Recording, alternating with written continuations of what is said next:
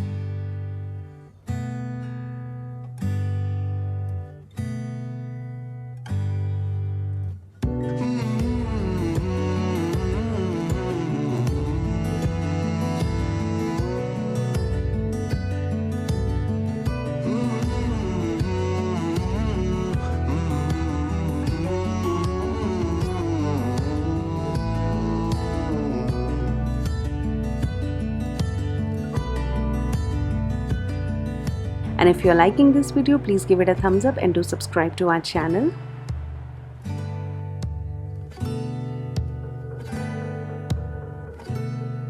And if you have any questions, please do let me know in the comment section below.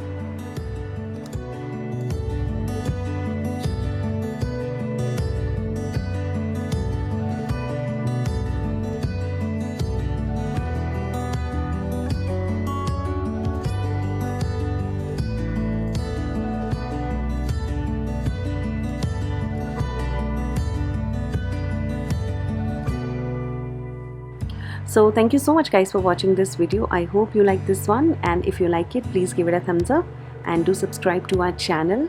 And if you are new to our channel, watch my other videos as well. Till then, see you next time. Bye bye.